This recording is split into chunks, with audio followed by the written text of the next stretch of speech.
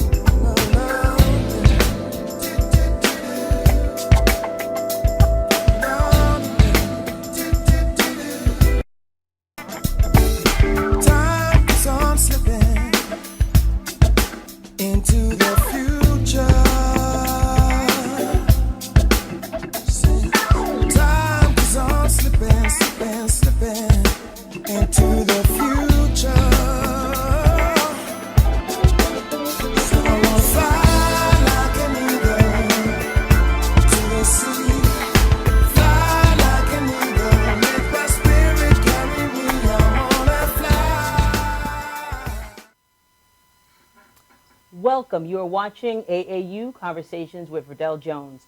Before we get started, I'd like to thank our sponsors, Mr. and Mrs. Roger and Shavonna Johnson. They are the founders of the Whitney E. Johnson Foundation, and they're also the executive producers of AAU Teen Talk TV and AAU Teen Talk Radio.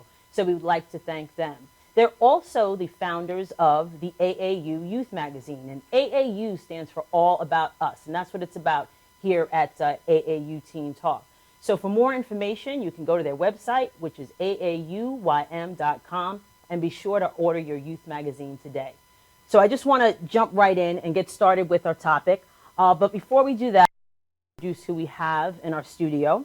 We have Dana Boylan, and Dana is, she's a assistant district attorney for Nassau County, and she's been with them for 10 years.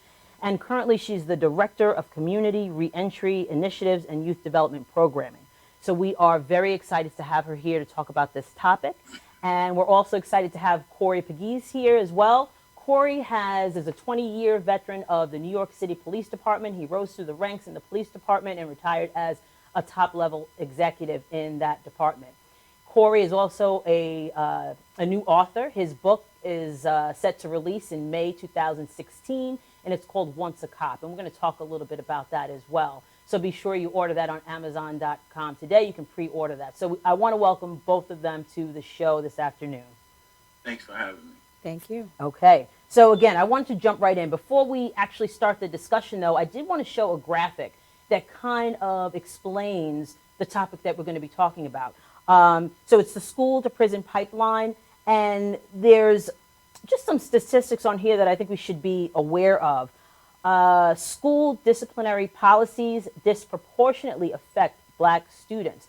So if you notice on the chart, they make up only 16% of public school enrollment. However, for multiple suspensions, they make up 42% as opposed to their white counterparts at 31%. And they're a smaller fraction of the population of students. They are 3 times as likely to be suspended, and they are 31% likely to in-school arrest.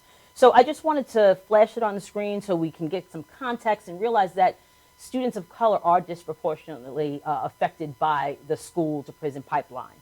So thank you for the graphic there.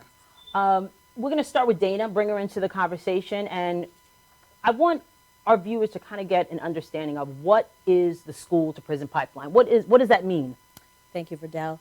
The school-to-prison pipeline is a practice that is occurring nationally, a phenomenon, in school systems and school districts where suspensions, expulsions, and arrests for minor offenses are tools being used to address disciplinary issues that result in students being taken out of the educational environment, taken out of school, and as a result of them not being in the school system or the school environment, they are then propelled into the prison pipeline. Right. That 42% that you talked about, research has indicated that it occurs for most black males by the time they're in the 9th grade.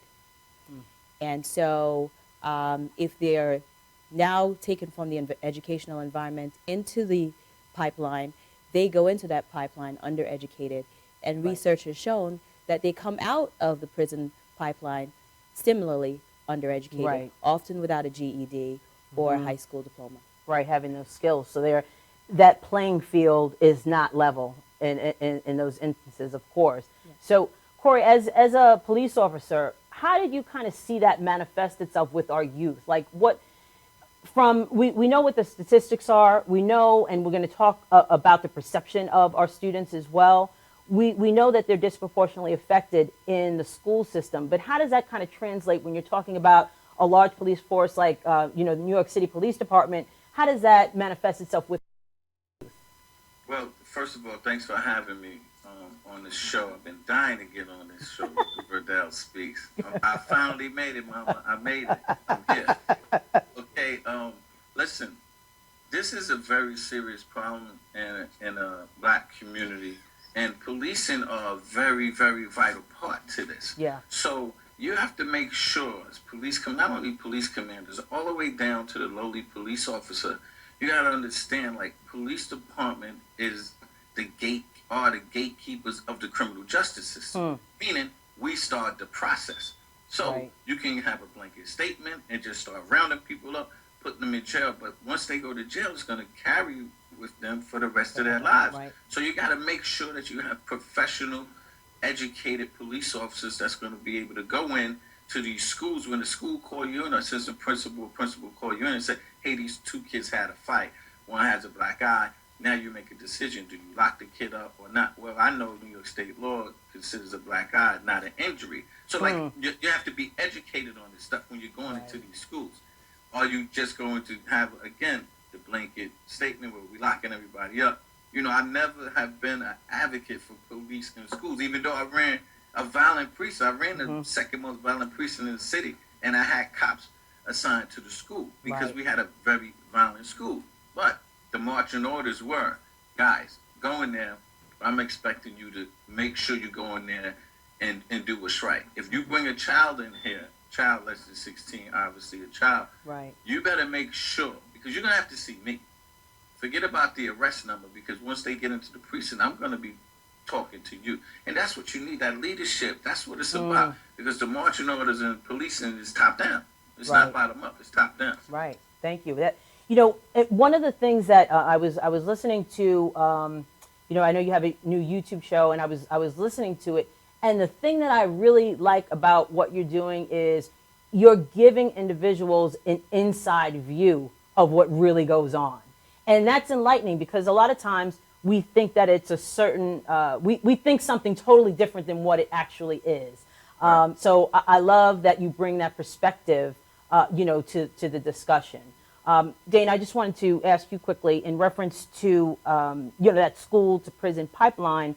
What are some contributing factors to the system? Like, why does the system even exist? I know there's some historical data about it, but from your perspective, what or factual, how did it come about?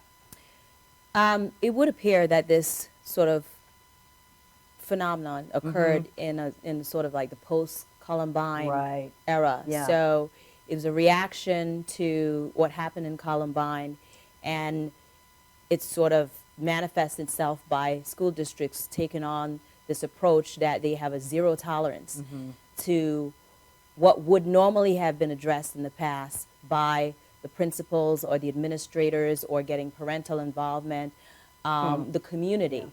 It is now being taken out of that space and taking it into the law enforcement space. And it's sort of a hyper reaction to Columbine, because in preparing for our conversation today, the research that I've come across indicates that, number one, Columbine, when it occurred, it had law enforcement in the building.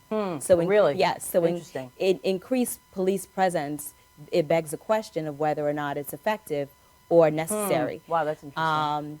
And then there are statistics out there that are arguable, but they do exist that indicate that it does not deter the behaviors that we're seeing in students Right. that would result in the need to have police officers in the schools.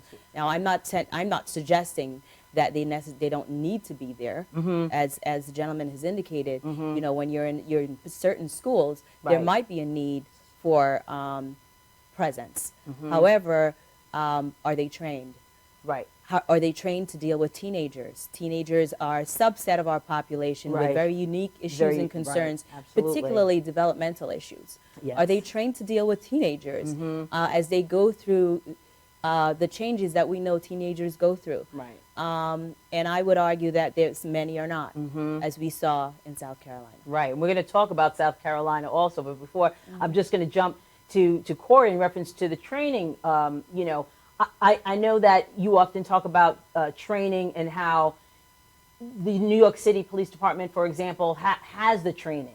They're able to, you know, roll out training programs and all of that, but a lot of times it may be the perception. And we're going to, when we talk about South Carolina, we're going to talk about that perception. But what is the training for, you know, police officers that work with students or in schools? Is there a training process, or do they know how to deal with adolescents? They're very different people. So Absolutely. Right. Yeah.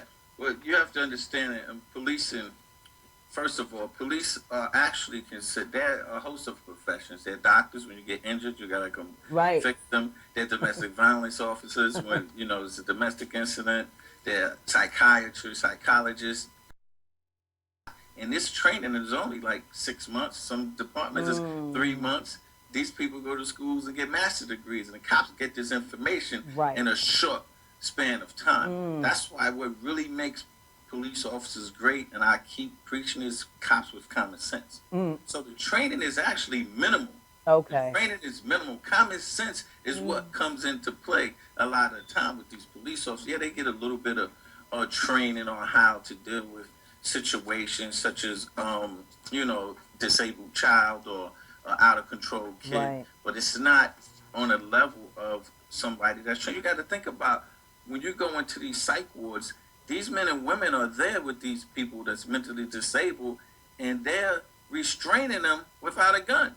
It's just verbal. It's Right. verbal judo. Right. That's what they're using. And cops, they're not using verbal judo. They Yeah. go right from 0 to 100. You don't want to listen to me? Boom. I got you. And that's what we have to make sure we hold these cops' feet to the fire, because you can't just use your weapon. I would really like in Britain, they don't have no guns. The cops don't have no guns.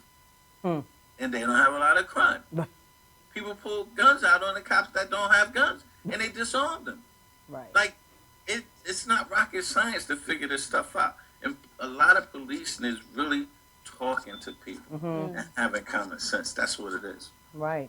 You know, it's so it's the having that common sense, but I want to talk about South Carolina because it's the perception also. It's the perception of our students, especially students of color, you know, for things that our young black male students would do, you know, that may be seen as normal behavior for some other students is not considered normal behavior for them. So, and females, you know, with our young women, it's the same thing. So it's that perception, I think, of our students. So when you have a police officer that's policing in South Carolina that actually attacks this young woman, it's the perception, you know.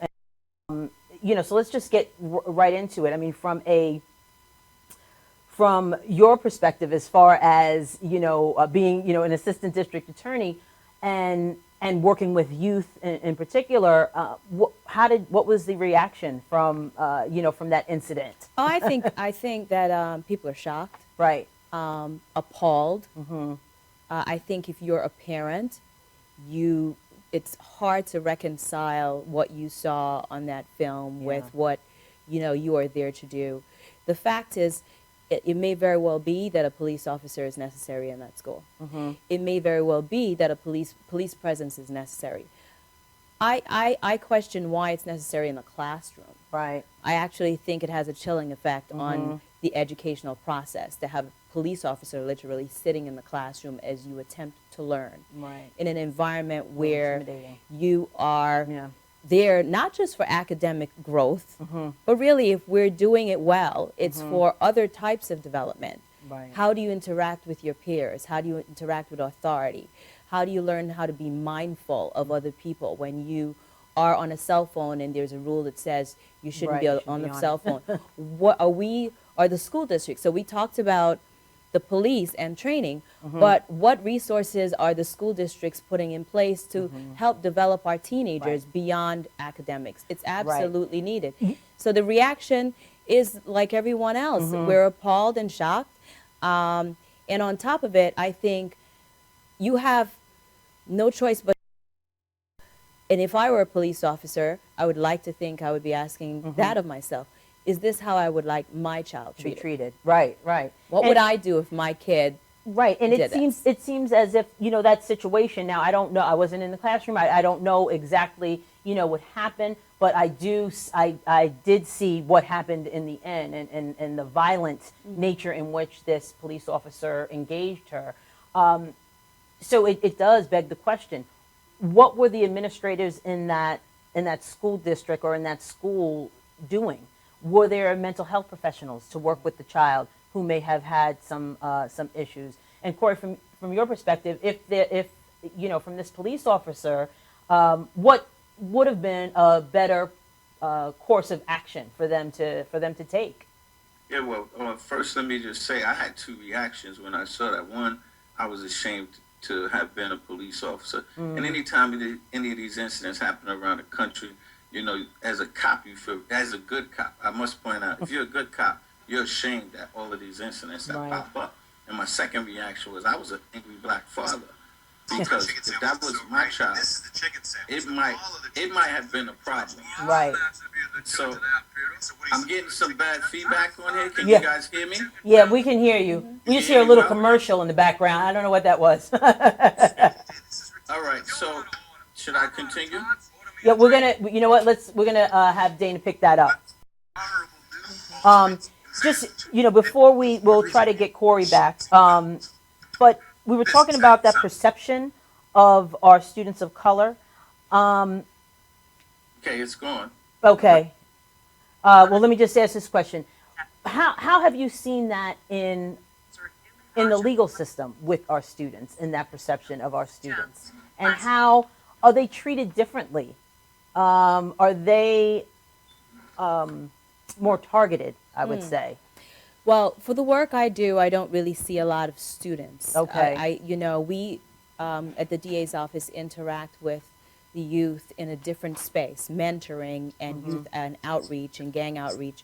So I can't, I don't think I can speak to the issue of them being treated differently. What I will say is this: I think that there are many police officers who are great police officers. Right. And to the extent that there are police officers out there that display what we saw in South Carolina or have seen in other spaces, obviously there's some work to be done. Right. But I don't think I can comfortably talk about students being treated, inappropriately or poorly in the legal system, because I don't work directly with them. With students who are in the legal system. Where you would find that maybe family court. Okay. Because that's where someone who, in New York anyway, someone who's underage for certain types of crime, particularly the petty crimes that we're seeing in the school district, right. That's where they would end up in a family court environment. Which is good news in the sense that it's not at a higher level, it's within the family court. Right. And I know that, within New York, with our youth, we are trying to not treat them as adults, so to speak, when there's minor offenses such as that, like the PINS diversion is something that's a little bit different than it used to be, because we're trying to prevent what's going on with our students. And I think here in Nassau County also what we've seen or what we do have in place is our youth court. So Right. our office Yes. has a youth court that has been lauded statewide. Mm-hmm. Other jurisdictions are looking at our youth court as a model. Right. And what happens when the youth come to our youth court because they have an offense that brings them there, as opposed to family court, Right. they end up getting services and resources that are needed, Okay. and they're treated as youth. Right. You committed an offense. We are not going to penalize you in a way that doesn't allow you to start over. Right. Many cases are resolved with a dismissal and with support systems, Right. social workers and a support system that allows them to grow Right. in their cognizance about their behavior and get them out of the system as quickly as possible. Right. And with, Corey, we're going to just pick up from where you left off in reference to your reaction to what happened in South Carolina. We were just speaking about the youth court that actually, Right. where they have their peers, I think, try the cases, so to speak, right? Absolutely. But I just want to go back to, because you were talking about your reaction to what was going on in South Carolina, and I just want to make sure that we get that into the conversation. Right. Like I said, for the listeners, you can follow me on my YouTube channel, C Pegues, CPEGUES. I put up a video about the whole South Carolina incident, and if that was me, I would have actually talked to the child. I don't know how long they had a conversation, Right. but once you came to the point where you thought that you was going to have to physically remove her, he should have removed all the other kids out of the classroom, including the teacher and administrator, everybody out of the class, because that's how you disarm them. That's how you take away the power. So young girl, her feelings are hurt. She feel like this cop is getting ready to do something to her. It's all the machismo, whatever you want to call it. That's all that was. This was a simple case. Remove Right. all the other kids out, close the door, and you can let her know, listen, you're coming with me, you're getting suspended, however long it's going to take. And now you call in, like you said, trained professionals. They got to have somebody in the school district. And so the listeners know that municipality where this happened, every single school has a cop assigned to it. I don't know what their crime rate is, but Okay. every single school has a resource officer, which Right. I'm not so much into it, but their argument is they're bringing cops in there so people can get comfortable with police, and they're doing things with the police. But when you do this is what happens. Right. That incident happens. And in all of these incidents, when you look at the track record, all of these cops got baggage. Right. Here's a cop who already was being sued. Yeah. Here's a cop that had a pending case coming up. He was, lifting 600 pounds. Olympic guys don't deadlift 600 pounds. Like, this guy's on steroids. Like, come on, like, what are Right. we doing here? Cops have to be vetted, especially when you're dealing with our most precious children, commodities. our children. Exactly. You have to make sure you have somebody in there that's able to talk. And they gave him cop of the year a month, about a year before that. He was cop of the year. I wonder what he did. He probably broke 2 people's arms. I don't know what he did to earn Wow. that. That's unbelievable. But I found myself asking the question, what processes are in place for police officers that are in the schools? Clearly, there are situations in schools where it's necessary. There's no question about that. As a parent, I certainly would not want my child in a district or a school environment where they're open up to the potential of being harmed because maybe there is a history or a track record of kids coming in with guns and knives and things like that. Right. So I think it would be inappropriate or even short-sighted for us to say police presence isn't needed. However, what practices are in place to deal with certain issues? Right. If you're not dealing with a child possessing a gun or a child possessing a knife, right. what is appropriate behavior or reaction to certain situations? In addition to what Corey said, why not let the class finish, let the educational process complete Continue. itself, Right. and let the school administrators at some point afterwards say, listen, Right. tomorrow you will not be able to return to this classroom with a cell phone. Right. That's right. Right. Okay? Tomorrow you will come in with your parents and we will make some decisions about what is going to be Right. accepted behavior going forward. Right. And and the other thing is, key, what you said, let the educational process in that classroom continue. So it's a lot of different layers to this because they are stopping the education of these children when they really didn't have to. So what is that saying about educating our children as well? I mean, no life was at risk. People have, You know, I think people are misguided in America. You have to understand, police officer job is to lock people up. right, That's right, what we do. Right. So you calling the cops, there's a high propensity that somebody's leaving with bracelets on. right. Well, we So don't call us to just like fix stuff. Because Right. at the end of the day, we're looking to lock people up. And that cop, that's exactly what he did. He went from 0 to 100. A lot of times, we escalate as opposed to de-escalate. And Right. we escalate step by step. Right. He didn't go step by step to He- lock up. right. He went Corey, right to lock up. Corey, we're going to stop. I know we have a lot of information and we're flowing here, but we have to wrap up this segment. Again, we were talking about the school to prison pipeline. For those of you who are watching, on the internet, we're going to continue our conversation. However, I want to thank everyone else for watching. There's going to be a part 2 to this show as well, because once we figure out what the school to prison pipeline is, we want to talk about some solutions, some strategies, some interventions to help our youth. So thank you for watching Conversations with Verdel Jones.